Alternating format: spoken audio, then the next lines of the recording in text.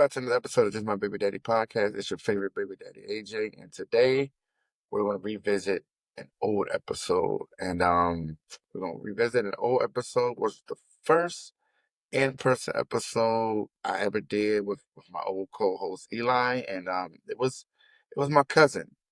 We interviewed my cousin Gerald, and it's a extremely poignant conversation for right now because since that time, just recently, earlier this year, my cousin self-transitioned.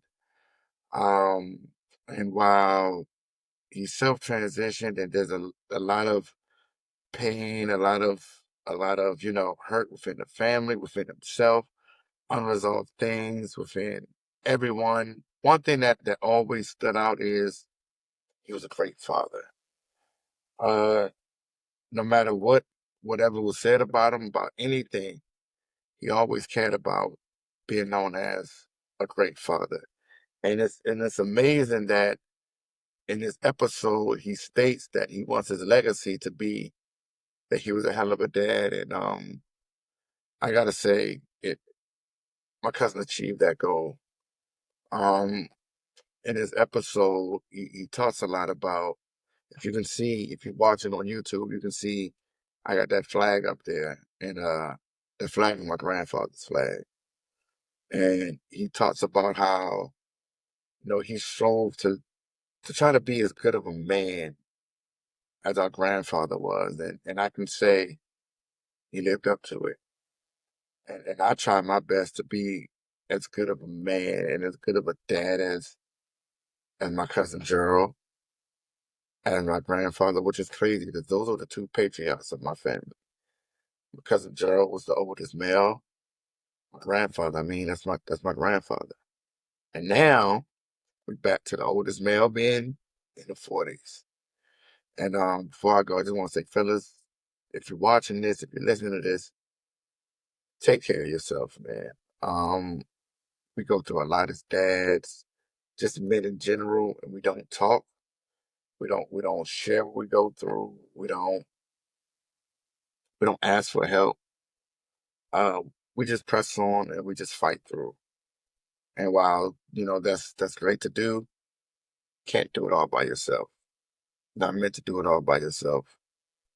I had that fatherhood village conversation, and man, it's more important than ever that we make sure we tap into our people, look out for our people, love on our people, like, because you never know how long our people are going to be here.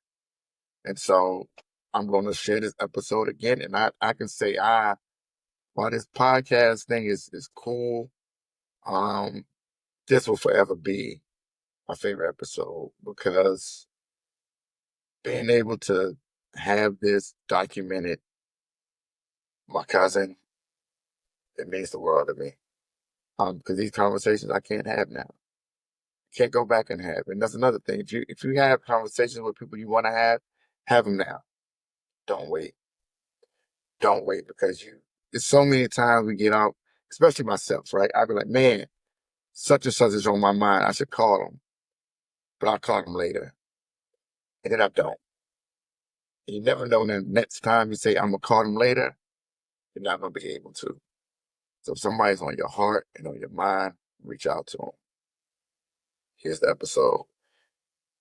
Remembers of my cousin Gerald. Back to another episode of Just My Baby Daddy podcast. It's your boy AJ. What happens to your title? Hey, look, I always introduce myself as Bougie Baby Daddy, but I'm Eli today. I'm a little sophisticated. Eli today. So as you can tell, we are in the studio today. So we're doing a home and home. We're here in DC. We're gonna go down to Raleigh, down to Eli's place. That's right. We take care of stuff there. But today we got somebody special for me. Believe it or not, at this point, and it's been like this for the past 10 years, this is the patriarch of my family. My aunt, yeah, I don't know if you thought about it like that. If you noticed that. I sure did. I did. Yeah, patriarch of the family. Right. Ever since my grandfather passed, he's it. We had it was just a bunch of sisters. So we all grew up with just our mothers. Mhm. So when it comes to a father, there's no other person that I could talk to that's a family person It just makes outside of him. me feel old as shit. I mean, I am old, but Am I allowed to? Hey, speak your truth. Speak your truth. Just making sure, man. Yeah. Yeah. So from the reason why I listen to Jodeci all the time, or That's it. Nobody. or Guy, or all of that, it was this guy here. But he has a very interesting story. This is, for those who don't know, this is my cousin Gerald Crumlin. Was it Junior? The Junior. second. The second. I'm sorry. Yeah, don't put my You- whole gun. I mean, don't go Googling me. Yes. But yes, this is the patriarch of my family. But he's been gone for a long time because he had 20 years in the military. Thank So you, sir. we're definitely gonna get into that, how you parent from afar and all of that. But the first thing we're gonna ask you, the first question we ask everybody is, what does it mean to you to be a father? Oh man, that means everything. Man, I think that's out of all the things that you could possibly take for granted in life, being a father is not one of them. Like that's man. Yeah, that's the most important thing in my life. Most important aspect of my life. Something that I don't take lightly. As a matter of fact, when my firstborn came into this world, that's when I kind of reevaluated my life, kind of changed things for me. So it helped to give me that level of responsibility that forced me to do the right thing, or at least attempt to do the right thing. Oh, man. I ain't want to be emotional in that, but It's a safe space. Hey, because that was my exact answer, was everything. But that was my exact answer was everything. But well, you did have you did have your father in your life. yeah, and he's in my life now. Like me and my pops, man, we have an awesome relationship. Mm. I don't necessarily confide in him, but I do take, you know, I guess cues from him, you know, things that maybe he didn't express to me verbally. Mm. I just looked at what some of the things he did that maybe I didn't agree with when I was younger. They still help to, you know, guide me in a way, So he's like a, friend, Ah, if I could say that. Yeah. got you. Yeah. So if you look back at it and think about it, who taught you to actually how to be a father? That was my grandfather. Mm. Yeah. That was my grandfather. Yeah. That's Got the greatest man that I've ever known in my life. Wow. So He's my hero. when you think about the lessons that he gave you, like what are some of the gems that he gave you to kind of mold you? Again, my grandfather was not a verbal person, Mm. kind of, but he set those examples, Mhm. And I'm one of those people. I don't necessarily need you to say things to me. Mhm. I do assessments, and the one thing that my grandfather did that I apply to my life right now is my grandfather took care of my grandmother. So much so that my grandmother, heck, she didn't get her driver's license until she was what, 47, Oh wow. 46, 47. That sounds like a country thing. You know, she almost drove into a building or something like that, inside an apartment building, as a matter of fact. But yeah, my grandfather, he spoiled my grandmother, man. I mean, he showed me what it means to be an old-fashioned husband, Yeah. old-fashioned provider. You know what I mean? Yeah. So, yeah, my grandpops, man, he was an awesome man. Yeah, and he taught me by example, led by example. Mhm. Yeah, so. And what's crazy is there's certain parallels between you, and you'll be the first person that we have on the show that goes through this, between you and our grandfather, is that that's not your grandfather. No, no. It's not, because his mother, his mother was not my grandfather's daughter Mhm. by blood, Mhm. Yeah. but he took care of her just like everybody else. You can't tell him that's not his daughter. And that's the same way that happens with you, Yeah, with your child. yeah. My oldest daughter, she's my bonus daughter. That's my baby. You know, that term step parent or whatever, that's something that, heck, it pains me to say it now. Right. You know what I mean? Right. But, my grandfather just taught me, man, uh, just because well, here's the thing. Mhm. Let me see if I can put this into words. Go for it.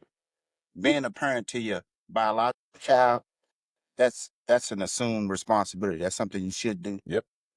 but being a parent and helping to raise someone that you didn't birth, Mhm. it's special. You know what I mean? Like, I love my cousin to death, love my family to death, but you don't get to choose those people in Right. your life. So the relationships you build outside of your family, outside of your bloodline, those are more special. So me being able to impart knowledge and, help to raise her and guide her, yeah, that has meant the world to me, and I know it's because of my grandfathers. And see, it's interesting that you say that about your grandfather because I take a story back from my wife Mm. and her grandfather. And so he was the one of the first people outside of my own family that I seen that you can barely tell a differentiation between blood and not blood Yeah, because Hmm. it goes to the character of the man yeah, that makes the comfortability of everyone feel like they're at home. And so to be able to do that, I always give kudos because that's a different type of man. yeah, You know what I mean? So yeah, that I love hearing that story because it takes me back home. yeah, yeah. It takes me back to my own home when I talk to my wife about her grandfather and when she lost her father when she was super young. Mm. And then how her grandfather and her grandparents took them in and just basically was that filling that gap Yeah, that you couldn't tell a difference. And I like, I always tip my hat to yeah, that situation. And it's tough because it made me reevaluate myself as I got older because it made me be like, I used to say things like, I'm not dating a chick with a kid. Mm. That's just not going to happen. You know what I mean? Especially when I didn't have kids. Yeah, yeah. Like, I ain't going to date like my grandfather, like my aunts, like those are his kids. Like, there's no ifs, ands, or buts about it. But if he would have been the same way, then where would I be? I wouldn't even be here. Yeah.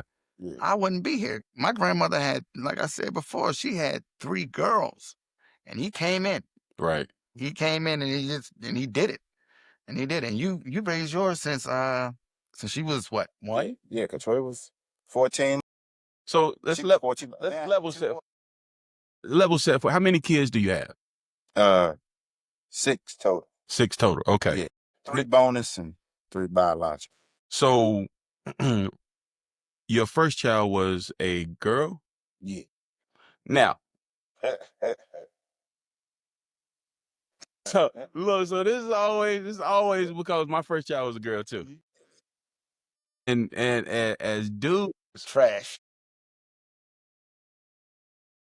I ain't gonna say I was trash, Yeah. but I want the best human being. Let me say it that way. Yeah. So I'm gonna ask you the same way me and AJ talk. How did having a girl early change you? Man, it made 'Cause you ain't far away from. If you raise him, I know you ain't far away from him. So it No. I guess I'm not gonna say karma because it wasn't a bad thing. But all the wrongs that I had, done prior to her being born, mm-hmm.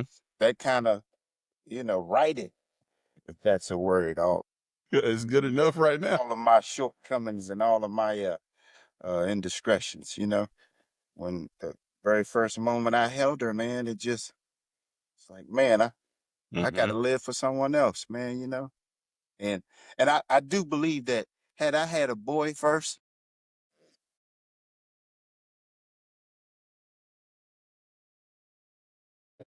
Yeah, we both nodded our head because yeah, we agree. I know exactly.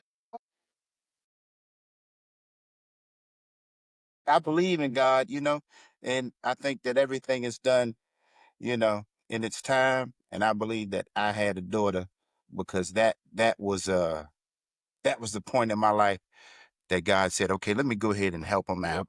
Yep. Let me get him on the right path. Because had I had a son, man, I mean, I would I would have kept doing what I was doing. I'm gonna tell you what I always say. I always say my daughter saved me. Yeah. Because the path that I was going down was kind of destructive to a certain extent. Yeah. And I was like, well, and that's just growth. Mhm. And so when you look back at it, when was that first moment you realized that you was a dad or a father? Like what moment struck you? The first time my daughter said Dada, Mm. you know what I mean? That's when it really like said, I knew I was a father, Mm-hmm. you know, up to that point. But the first time she said those words, man, you know, it it solidified that old little process there. You know what I mean? It yeah, man. Everything about my daughter, man. It just yeah. But that moment, and then of course, first time you take them to the doctors to get Ooh. shots, Mm-hmm. immunizations, and all that stuff, and they're Yeah. crying and The shots, yeah. and they reaching for daddy, Yeah. rather than mommy. Yeah. You know what I mean? So, You supposed to make all that earrings. Oh yeah. Or the first time it's the middle of the night sickness and you really don't have the answer. Yeah. And it kind of tugs at you a little Yeah. bit. Like it'll make a grown man shut a thug to you real quick because that pain you can't do nothing about. And you feel like you're supposed to be a protector, man. Mm-hmm. You know what I mean? Yeah, man. I can't even put that into words, man. I could probably write it down, but I can't express it verbally. I know I you guess doing still, job. I guess that's still the man's man in me. I don't want. That old school Yeah, methodology passed down from your grandfather. I love got all my kids, but the daughters are special. Mm-hmm. Daughters are special. They'll take care of their father, man. And if your daughter writes you off, yeah, you have failed. You know what I mean? Oh, wow. If your daughter writes you, Yeah. because man, it's just a different. I don't know, man. I love them all equally, but my daughters, man, they do something to me. Mm-hmm. It just makes me want to be the perfect person all the time. You know what I mean? Yeah. It makes me rethink things that maybe I would just, do on a whim. Right. Like, nah, that didn't make sense. Yeah. You know what I mean? So on to that. When was the first time that you really felt like you were a parent to the bonus daughter? Ah, man, she was at the potty training stage, and her mother, had tried to, Mm-hmm. potty train her with her, and she was like, I can't do it. She just sits on the pot for, an hour and does nothing. Yep. That's the worst. Yeah, so I didn't know what to do, man. So I just went in there and I sat on the toilet, I didn't know what to do, man, Now I didn't pull my pants down and I don't want y'all to get, concerned. I sat on the toilet, you know what I mean, with my pants on. And you know, I was like, Daddy's gonna sit here, because I got to use the bathroom too. And she was so young, she didn't realize clothes on. And she used the bathroom, man. Then she started clapping. And then that became my little thing, We would clap and she say, yeah, Dad, You would clap or you go there and sit on the toilet every day? I would go and sit on the toilet for like it was like maybe a week and a half, 2 weeks. I had to do that. But then after that, man, she would go in there by herself, and every time she would use the bathroom, Daddy, Gotcha. I think that was it. Yeah. You remember, it's crazy. You remember little moments about like using the bathroom and stuff. I Yeah. remember when I moved back from North Carolina, Huh. and my son was staying with me, and he went to go pee, and I saw this boy sit down on the side. Like, nah, Jim. I was like, Yeah. oh my God, have I been gone this long? Fail. Yeah. Yeah, I'd have took the toilet out the house. Yeah. I remember that one time when I had him over there in my bedroom, you could just look right in there. I was happy as hell. And I just see him in there peeing, standing on his little tippy toes. Yeah. Can't really make it, but he's standing on Yeah, but he's doing it. Yeah. I'd rather this up than you the hell down. I just can't. Let me ask you something. This is a little. I know we have fun all the time, but I got a serious question for you. So when you describe your grandfather and the manly man and the old school way of growing up, if you could describe the purpose of a father Man, in your own words, what would you say? provider, protector, um, guidance counselor, psychiatrist. Yeah, I mean, like plumber. I don't know. Everything, Gardener, everything, man. Yeah. Yeah. I mean, yeah. That's a So better way. You're everything. Yeah, yeah. That's how. so because and the part of the reason why I asked that question is, in your personal opinion, where does friend come into that equation? I guess when they reach that age, yeah, when they reach that age that they start to, and this is unfortunate, but when they reach that age to where maybe their self-esteem is Mm-hmm. a challenge or whatever, and the outside world starts to make them doubt certain things, maybe influence Right.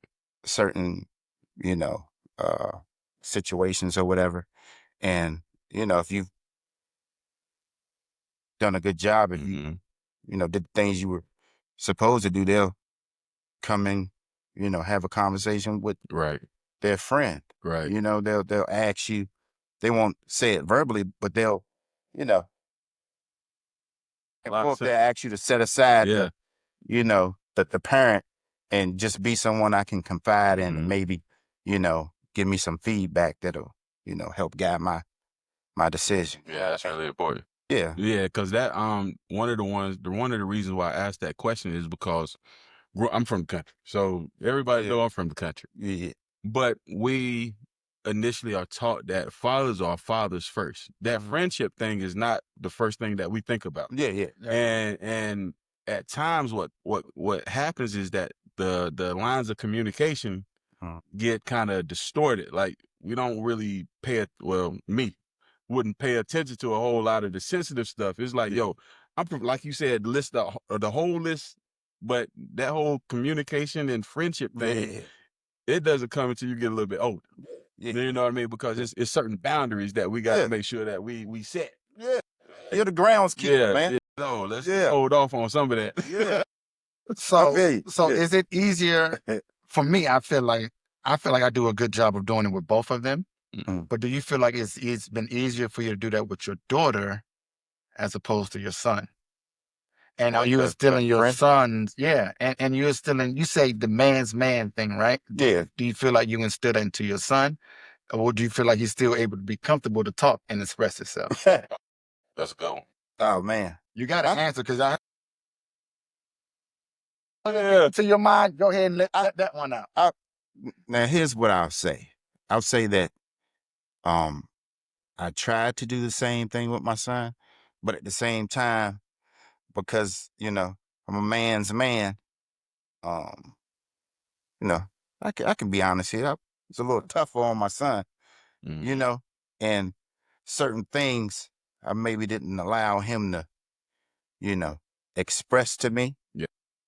But here lately, because he's 21, we have had conversations, and I'm like, dang, man, I probably should have, done a little better. But yeah, I'll say I extended the same courtesy to him, but it was, Boundaries, yeah, limits. yeah. Because Yeah. I hate to say this, but I wanted to incite fear in my son more so than my daughters, obviously. You know what I mean? I wanted my son to, know that I was the man. Mm-hmm. God damn it. Because that boy, like, he 6'2" or some shit like that right now? Right. Yeah, you know what I mean? Yeah. I was a grown-ass man up in my house, man. So I had to make sure, hey, man, don't cross that goddamn line, Yeah. boy. Yeah. So every so often I would hit him in his chest, Mm. Yeah. That's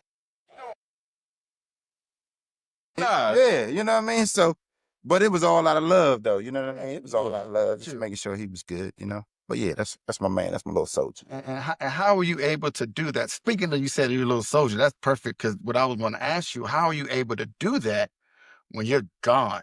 Like you're not gone 200 miles, 300 miles. You're gone 8,000, 10,000 miles away. Yeah. Multiple. And how many times were you gone that long? Or that far? Six. Yeah, six. 3 Iraq, 3 Afghanistan. The Iraq deployments were a little harder. Because that was, between 2003 and 2007. And, heck, I can remember my first deployment. We still had dial-up internet. You know what I mean? So, The AOL. yeah, man. Yeah. And you just have to log on, whatever, Mm-hmm. and leave, then come back like 10, 15 minutes later, and a page Yep. would load up. And then you got to type whatever, Yeah. hit send, leave, come back 10 minutes later, and it says sent. You know what I mean? So it was challenging, a lot more challenging, my first few deployments. But, I would write letters, man. At the time I was married to his mother, and, I was writing letters almost every day. She was writing letters to me, and, I would, put things in a letter that she could, share with my kids or whatever. Right. But then, when I deployed to Afghanistan, things were a lot better, as far as communication or whatever. So I was able to FaceTime them and all that kind of stuff. And mostly, man, just because I'm not going to say I was the disciplinarian, Mm-hmm. but because I was the head or whatever, I would mostly talk to my kids, which is unfortunate. I would talk to them, or have to talk to them, when something maybe wasn't going right, because they were in private school.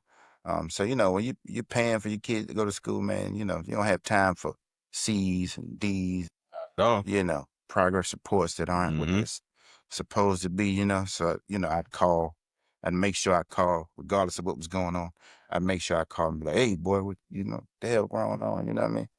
We got down, and, that's how I'd, communicate things with him on deployments. It was, it was difficult, but, because I expressed my love openly with my kids, it wasn't something that, really took away from our relationship. So, Man, that's a contradiction in there now. Manly man expressing their love open. yeah, but That's maturity right there, though. yeah, because I want them to know that, you can be a man's man, but you shouldn't hold back expressing how you feel about a person. You know what I mean? Really Because important. at the end of the day, that affects, like I said, self-esteem, man. You know what I mean? You want your kids to know how it feels to be loved unconditionally. Mm-hmm. Because the world is going to love you on conditions. You want them to know how it feels to be loved all the time. Even in the bad times when you make a mistake, you want to know that, hey, I love you so much that I've forgotten about what it is you did. Mm-hmm. You know what I mean? So, yeah, I express my love for my kids all the time, man. Family too, man. That's just how I am, So when you talk about your deployments and the challenges of I'm not gonna put words in your mouth, but I assume, okay, so you Yeah. correct me if I'm wrong, the assumption of not always being present physically, but finding another way to be present through calls, through FaceTime, through letters or whatever. Yeah. But internally, how did you handle it? Did you feel like you were even though you were trying, did you still feel like you were coming up short? present? Yeah, I still felt like I was coming up short. Mm. Yeah. Yeah. I felt like I was coming up short, and, military people, I know they can understand this. It's like, cause you get like briefings and all this other stuff when you return from deployments, and they'll tell you that you can't make up for lost time, Right. but a habit is that you'll return home and everything your kids ask for, you get them. Overcompensate. Yeah, you know what I mean. So I did do that. I did do that through all my deployments. Every time I came back, man, it was whatever they wanted, wherever they wanted to go. Because that's just in me, man. I Yeah. tried to make up for that lost time, and I just wanted them to know that, hey, your dad is your dad, whether I'm here or not, Right. because uh just because of the business I was in at that time, you know, odds are I could have, died, Mm-hmm. Mm-hmm. and I wanted them to remember the good times, times we had together or whatever. So um Makes sense. So do you feel like you being deployed led to you not really being the disciplinarian, or it is just your relationship at the time that kind of fueled that? um yeah, I think for maybe the first like month or so Mm-hmm. when I returned from deployments, I wasn't the disciplinarian because Mm-hmm. I didn't want their first memory of me to be, or their first interaction with me to be Mm-hmm. me telling them, what they did wrong or whatever. So I let certain things slide. But yeah, for the first month or two upon returning, yeah, I'd assume that role. But yeah, Gotcha. yeah, man, y'all killing it with these. Emotional about my kids. And that's the thing. Part of why we started this is because we really want authentic conversation about fatherhood, because all of our stories are unique. Mm, I don't care how similar we are. yeah. Our fatherhood is unique and our stories are authentic. Mm, So, you know, we love having these conversations, and your answers are true to you. yeah. And so, your answers are great. We enjoy it. Like, I mean, if you're in the military, they know what you're talking about. Like, Yeah. I don't have it to the same extent, but I know when I was gone, I was depressed. Yeah. Like missing my kids and Right. all that other stuff. But I could be depressed and then just go home and go to sleep. Like, Yeah. you got to make sure you can be depressed, but goddamn it, Gotta be there. Yeah. cues Yeah. every single day, Yeah. or your All the ass will time. never see them again. Yeah. I mean, honestly, man, being in the military and being on deployment, that's equivalent to being in prison because you can't go and, as you please, go and Right. come as you please. You know Just what I do, mean? yeah. You're still confined to a certain area. Everybody's trying to kill you. Yeah. You know what I mean?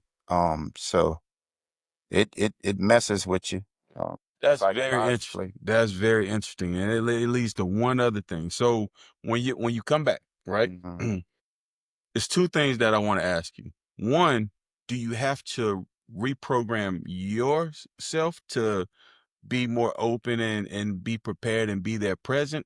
And then two, do you have to basically reintroduce yourself each time you get back to your kids, even though they are your kids, but Yeah. you're always different when you come. Yeah. Yeah. Yeah. That's a good question. That reintegration. Yeah. Yes, That's that's it. key. Yeah. Yeah. That's key when you return from deployment. You got to take baby steps because, you're getting to know each other Again. all over again Mhm. because, heck, one of my deployments, I was gone 14 months.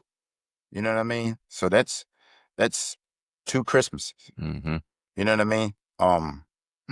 And kids can grow a lot in, 14 months, man, Right. so the dynamic changes a bit. You gotta, man, that mess it's tough, man. Yeah. I don't even know how to put that into words, but you just gotta take things slow and get to know them where they are at that point in their life. Mm. You know what I mean? So Got you. yeah, And it can change as well. you got into the military because of your kids, right? Yeah, and you know what? My grandpops, yeah, Yeah. yeah, yeah. Oh, He wow. I was a knucklehead. Well, Juan knows I was a knucklehead. Um, I know Reggie knows too. I was a knucklehead when I was young. What do you And mean by that? Oh man, I really about that. that's the I- that's a terrible question. Yeah, just so you know. what's the terms they use? That I was in them streets. You know what I mean? But I had when I tried to get my life together, Mm-hmm. I up and moved to Virginia, from DC, and I had gotten in Norfolk State down there, and I was staying with my grandparents, Mm-hmm. and lo and behold, met my kid's mother, and we started having kids and shit. And I needed a yeah, yeah, man. It was like instantaneous, man. It was quick, fast, and I had to get me a guaranteed paycheck, man. You know what I mean? And my grandpops was like, he was like, maybe we should think about going in the military. Like I said, my grandfather, he wasn't a vocal person. He wasn't one that, you know, communicated often. Right. He typically like one word. No. That was about it, man. You know what I mean? That was it. Or Anna, my grandmother's name. That was about it. But he sat me down and he was like, maybe you should think about going in the military. He was like, you could travel, it's guaranteed paycheck. Wasn't a war going on at the time. You know what I'm saying? So, because of him, I went to the military. Because of him, I married my kid's mother. You know what I mean? Yeah. Oh, I went to him and I said, hey, I call him daddy. I was like, hey, daddy, you know anybody that's ever been faithful to their wife? And without hesitation, he said, no. Right? But here's the thing, right? Here's the thing about my grandfather, man. This is something I want to express, right? So my grandfather knew at that point that his answer was going to determine what route I went. You know what I mean? So in the instant, he said, you know what? I take that back. I have one friend that I know has never cheated on his wife, never stepped out on his wife. And he was like, they got a big house and they got a business and they got all this money, I was still young enough to where I believed all that shit. You know what I mean? And so I went and married my kid's mother. You know what I mean? Then I went and I married her the day before I went in the Army. Oh, wow. Yeah. I went in the Army, man, because I was like, if I'm going to go in the Army, I got to make sure that, I'm able to take care of my kids and see them, so I pretty much, not saying that I don't want to put that out there, but yeah, you know what I mean? Yeah. So my grandfather, he helped guide me there. That's made the decision. And the reason I didn't go into the military was because of him. Yeah. So you had to revert to this. Yeah. Well, I can express a little bit. At that time, this was 2001, right before the towers fell. Everything. This is when I was about to graduate high school, and I told him I was thinking about going in the military because I had a baby on the way. I had a baby on the way when I was in high school, right? And I was like, I gotta take care of these kids. I'm a dad. I'm gonna be a dad. I'm gonna be a parent. I go to the military, and I remember my mother. The reason why I got to Howard is because my mother said, just try to go to a local school. You can still be here. And at the time, I had a 1.8 GPA, so I had no idea. Do nothing. I had no idea I could even. And shout out to Miss Hawkins, who was the director of admissions. I walked into her office on the very last day, talked to her for 2 hours. I guess it was like an on-the-spot interview, and she got me into Howard. Oh, wow. And so that's how I ended up at Howard. But I was on my way to the military. He kept telling me, don't do it. Yeah. Don't do it. Do not do it. It's not something you need to do. And then, as you can see, I have 2 children. I ain't got a 20-year-old, so, that situation went a whole nother way. Look, we ain't got to get into all that. But yeah, he taught me how to go into the military. And then I remember I was here at Howard, a month into being in school, towers fell. We was right there at Founders Library. We could see the thick black smoke from across the street and everything. Wow. When the hit the not across the street, but across the bridge when it hit the Pentagon. He taught me how to go into the military. Now every path isn't for everybody, so you got to find your own way. So it's impressive that no matter how much information and how much we find and feed off of one another, we all still veer off slightly, ever so slightly, to make our own path. And we do the same thing with fatherhood. So it's great. But I have one other question that kind of references your grandfather. And when you talk about him, that's a great man. from what you're saying and from as far as his impact on you. Yeah. Now, what are some of the things that you had to adjust from his lessons to kind of counterbalance with your own kids? Oh man, damn, that's a good question. Huh. You use more than one word? Yeah, that's about it, man. That's about it, man. Cause I saw no flaws in him. I saw no flaws in anything that he did. You know, my grandfather he was perfect, man. You know, he was perfect. He was as perfect can get. Yeah. You know what I mean? So, yeah, I didn't have to adjust anything. I still carry everything, every example he set for me. Mm-hmm. I still carry and live by those to this day. Yeah, that's I told you, that's the impact Yeah. of great men. And I think a lot of us look back at some of our grandfathers in that same light. Yeah. It's something about that generation Mm-hmm. that has a different like longevity. Yeah. And that's the kind of longevity that's going to get to a question that I have for you. But those stories are great, and Yeah. I love it, and I feed off of it. And AJ will tell you, we have these conversations all the time. Yeah. And that's why it's, uh, hard for me to hear, like, what's the term, like, deadbeat father and stuff like that.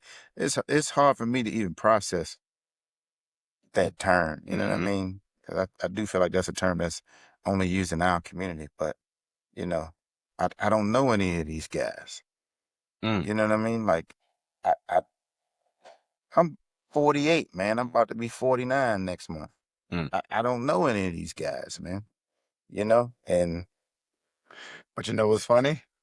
If you ask them, the baby mamas, you know a lot of them niggas. Yeah, that's niggas that you think you know. and that's what's yeah, and that's what's crazy, and especially like in a society to where, or in our community to where, you know, we are believers. You know what I mean? Our community, we believe in God. Mm-hmm. And the person that drives that relationship with God a lot of times in our community are the women. Yep. So it's crazy for me when I hear women say deadbeat father, and they try to, some of them try to discredit the role that a man plays in this world. Mm-hmm. Yet they pray to a man. You know what I mean? All your answers come from a man. Oh, wait a minute. You know what I mean? I'm mad. I wasn't trying to go to, but No, that just popped in my head just now. look, I tell AJ all the time, I freestyle a lot too. Yeah. And that's a deep conversation right there, because it and again, it kind of goes back to the reason why we started this. That term deadbeat didn't come from a dude. It definitely did. It didn't come from our lips. It didn't come from our story. And that's the whole purpose of what this platform is about, is telling our stories.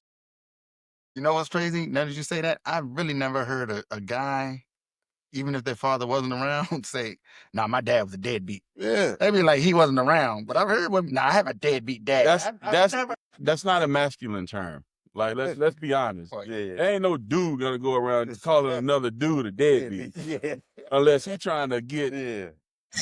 Yeah. Yeah, he's trying to throw salt in the game. Oh yeah. So that's where that kind of come from. Yeah. No self-respecting man is gonna say that about You trying to lay down. Yeah. You know, trying to snatch something. Deadbeat nigga calling you again. Yeah. Oh, now I wouldn't use it that way. That's a little. Yeah, you sound like you use that from. Yeah. All right, AJ, don't start telling on yourself. Look, I know you got a little G on you, but that's bad game right there, bud. All right, good. Yeah, but I was in that after I went through that divorce, man, I was, considered that for a bit. You know what I mean? So yeah, that shit bothers me. You know who you are, though. Your kids know who you are. Yeah. And that's the other thing, that look, we don't sit up here trying to validate anybody. Not at all. I'm not gonna sit here and say, yo, you're an amazing father, or yo, you ain't. Yeah, that's not my job. your kids are your judges at the end of the day, and you know what you've done, and that whole narrative that's painted about us, and like you said, you went through it. Yeah. You didn't paint that for yourself. You know what I mean? So nah. Yeah. So keep doing what you're doing. And you said you learned so much from our grandfather. How do you feel being a grandfather now? Oh man, that's almost better than being a father, man. Because I just, yeah, man, I could just spoil a man and bow, send him back to the house, man. You know, yeah, that's my little man right there. Oh, Shiloh, yeah, it feels great, man. Feels great. The new life. Yeah, you know, because life is good right now. You know, life is real good, and you know that's one of the things that you know I really appreciate about life right now is that I'm able to is that my life has slowed down a bit, and now I can you know just go out and just spoil my grandson. You Right. know, I'm waiting to have some more grandchildren. You know what I mean? So yeah, that's my man, man. That's awesome. And so you also have bonus children again now, Yeah, Michael right? Morgan. Yeah. And you have a relationship with their father. Yeah. Oh, E, man. All right. That's my man. So how does that, and how important of a role is that now they know where everyone stands with each other? Like a good positive relationship among the two Black men when it comes to raising these children. Yeah, I mean, I'm sure it what's that blended family. Mm-hmm. You know, that it takes a community to raise kids, and that's what we're doing. You know, that's what you know, I'll step in when I need to or when, you know, they ask me to. But their biological father is there every day. You know, we share responsibilities. Like Michael plays football, so I'll take him to football practice. Eric will show up. We'll sit back and watch Mike practice, you know. We go to the games together, you know.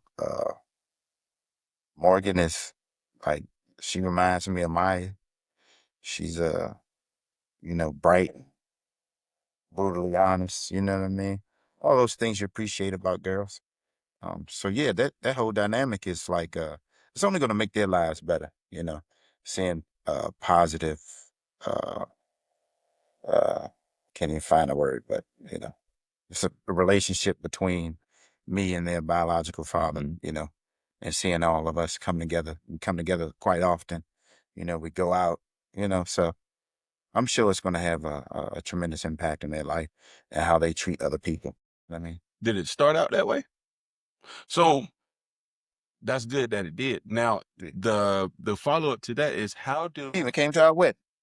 Him and his fiance. Yeah. see, that's next level right there. Yeah, they was Next there. level. Him and his fiance was at the wedding. Yeah, So how do you, because you know we all have ego. yeah, yeah. How do you make sure that you keep ego out of it to make sure that it stays positive? Man, I don't know, man. That's a good damn question. I don't know, man. Like my ego is so big that That's what made me ask you that. it isn't affected at all by other people, and I don't force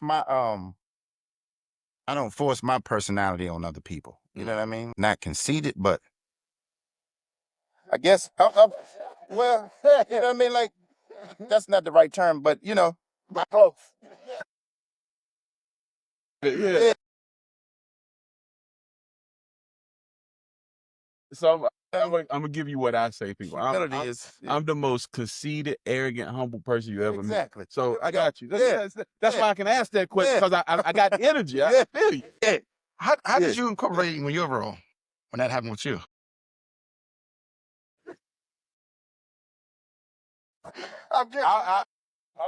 Yeah, no, it wasn't quite the same. I wasn't always the best at it because at the time my ego wasn't. My ego has always been big. Everybody that knows me know I ain't worth a damn, to be honest with you. But I always felt like I was better than I'm good at everything. Yeah. But I wasn't always good at communication and allowing other people in.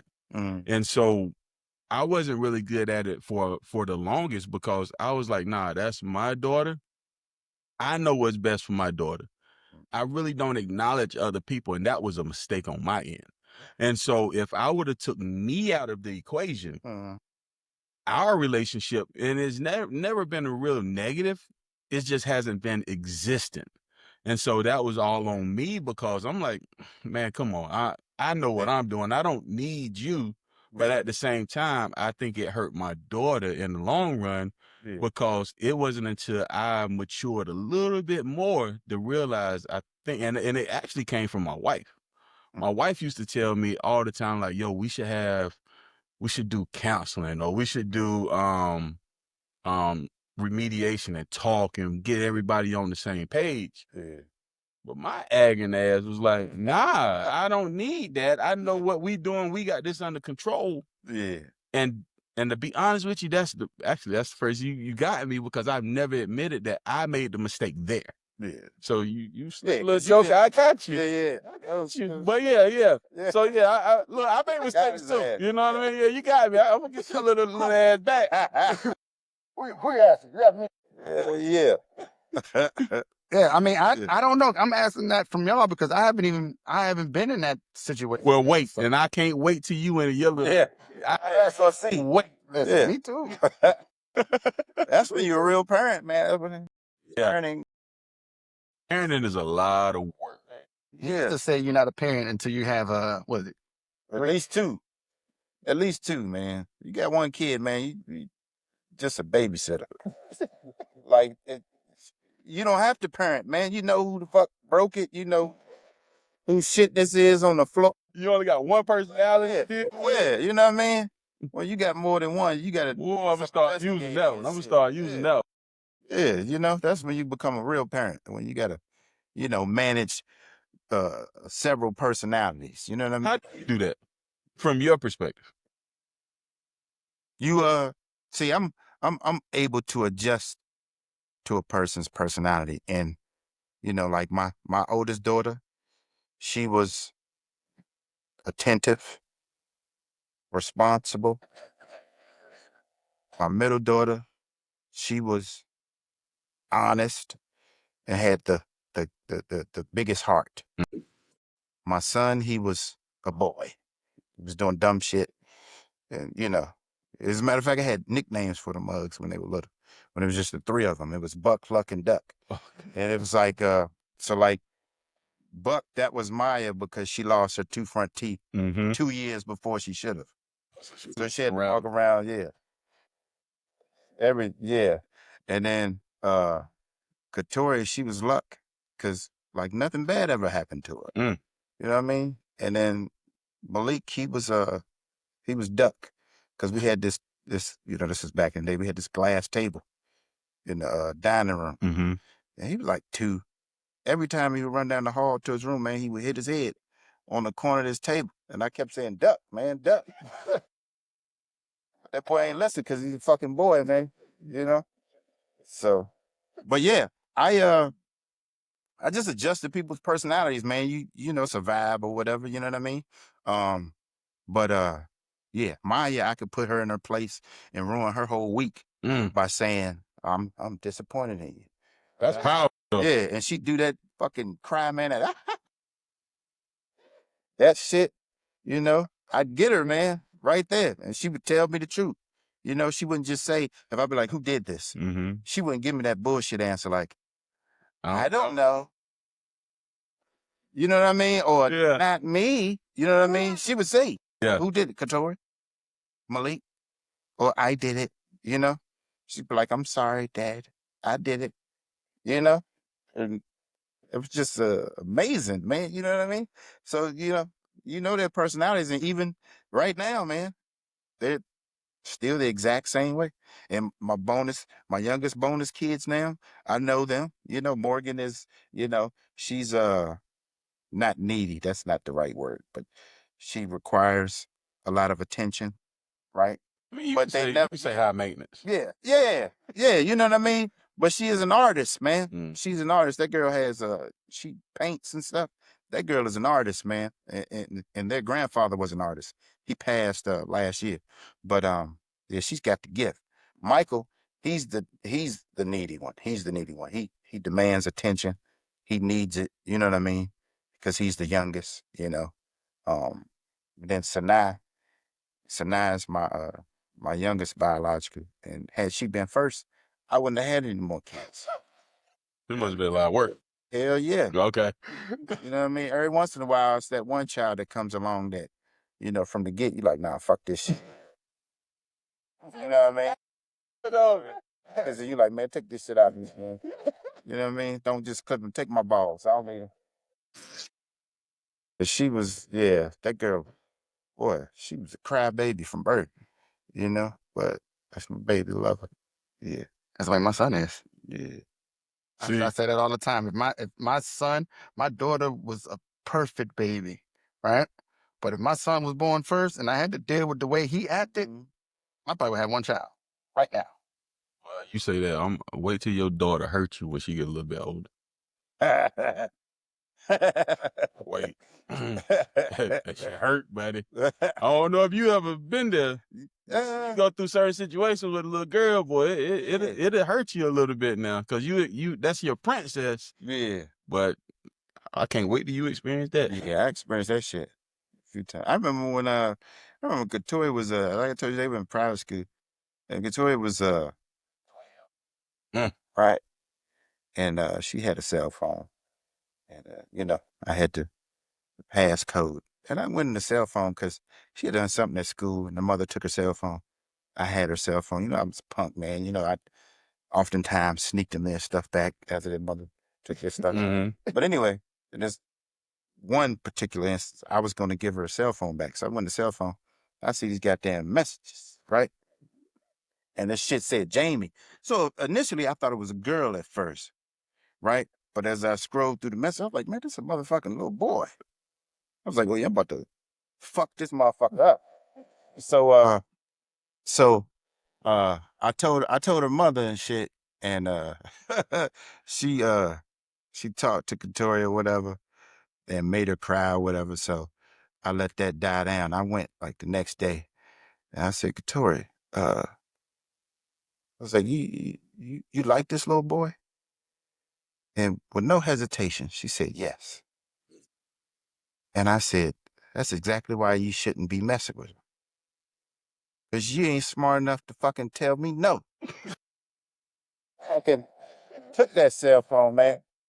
I had that motherfucker so long, I forgot I had her cell phone, man. Hell no. And I was looking for that little motherfucker too. He played like soccer and shit at the school. Yeah. I remember that shit. If she sees this, I know she gonna fucking trip out about it. I understand. She wasn't smart enough to lie to you. Yeah. That's when I was like, nah, you ain't ready to mess with boys.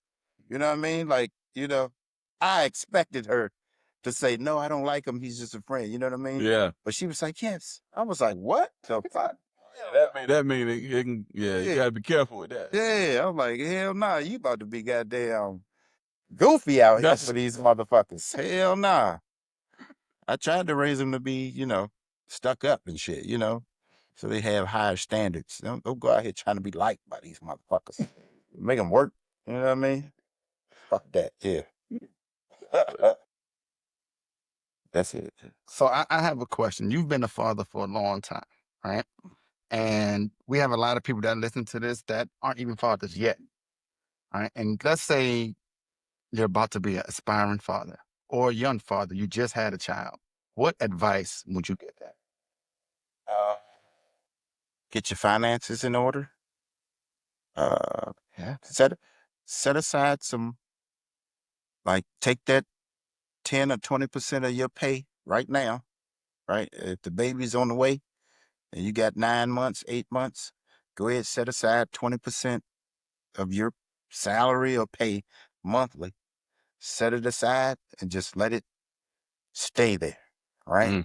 Then when your child comes into the world, get that 529. Is it 529? 529. College fund. College fund.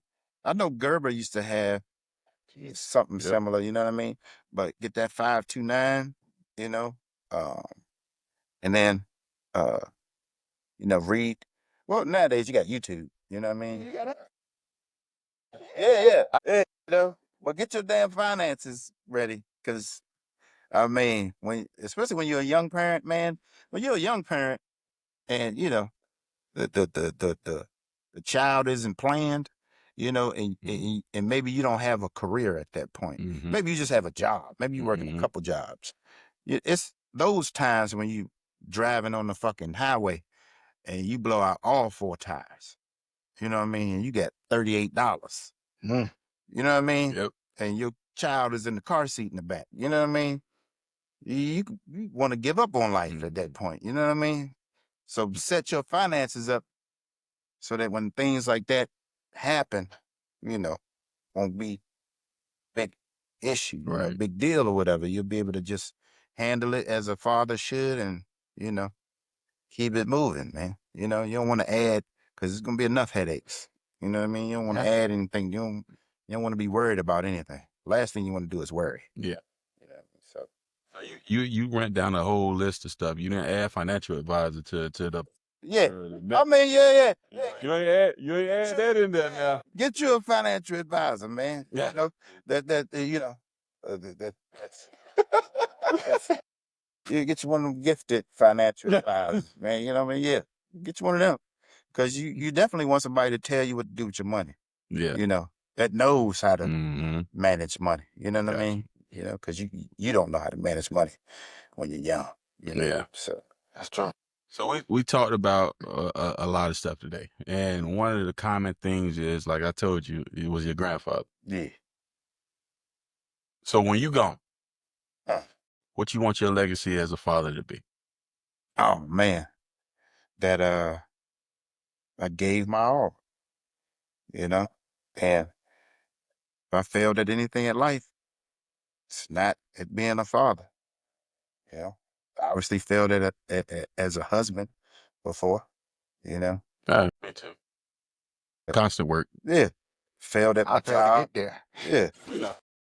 Failed at my job, all kinds of shit, but didn't fail as a father, man. I believe I set, examples. I may have done some things wrong, but my kids are so fucking smart.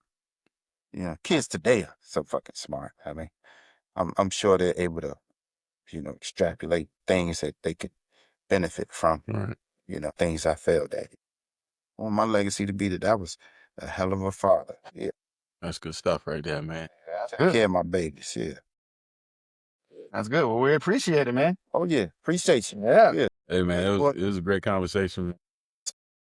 Episode of Just My Baby Daddy podcast. I know you liked what you saw. So what I need for you to do is go back and look at past episodes. Make sure you like, subscribe, and share our YouTube page, Just My Baby Daddy Podcast. And you can follow us on all social media at Just My Baby Daddy Pod.